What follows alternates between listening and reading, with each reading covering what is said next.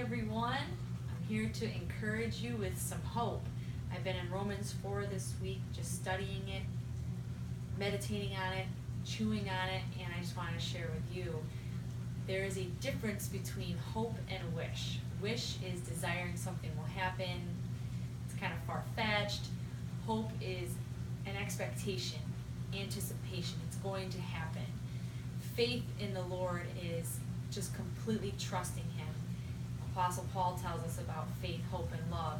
Faith draws us to hope. I have complete trust in the Lord, and I expect Him to do what He says.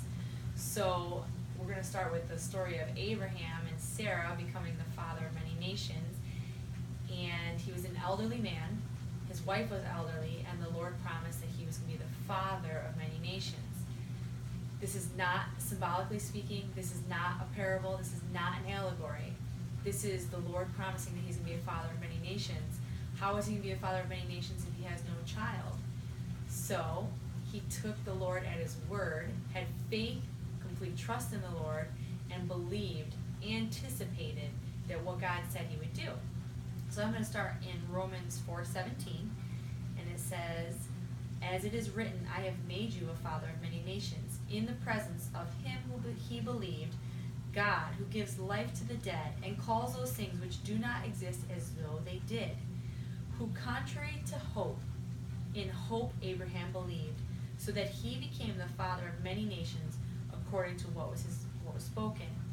And Abraham, not being weak in faith, did not consider his body already dead, or the deadness of Sarah's womb.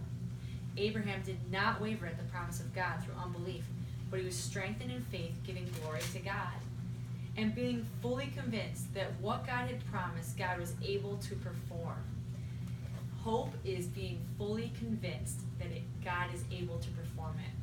We know that faith comes by hearing the Word. It's important to be in the Word and reading the Word and encouraging ourselves.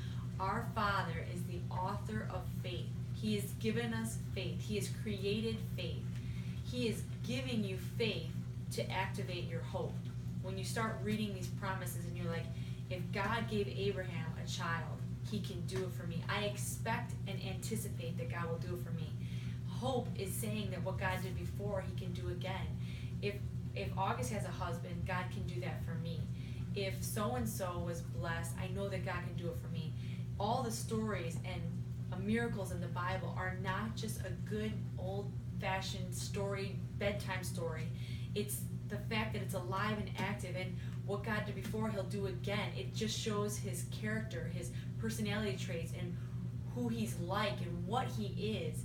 So when you see that God heals, when you see that God delivers, when you see that God saves, it gets your faith to rise, and you keep reading the stories, and you keep turning the pages, and the things are starting to glow and stick together. Like, if God did it here, He can do it there, in the Old Testament, in the New Testament.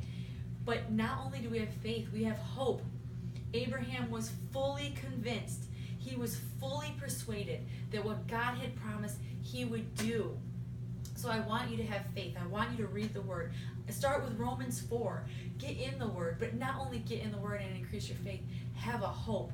I believe that what God has promised, He will do. I expect it. I anticipate it on this side of heaven. This isn't some far-off hope. This isn't some glory that's going to happen after we die or after Jesus comes back. This is for now. This is now. Abraham became a father here before he died. He saw his son birth. There are other stories in here. Blind eyes open, deaf ears hearing, captives set free, lame people getting up, families restored. You can just count on this and surround yourself with good Christian friends who believe the same way, who can increase your faith and increase your hope. All right, God bless you guys.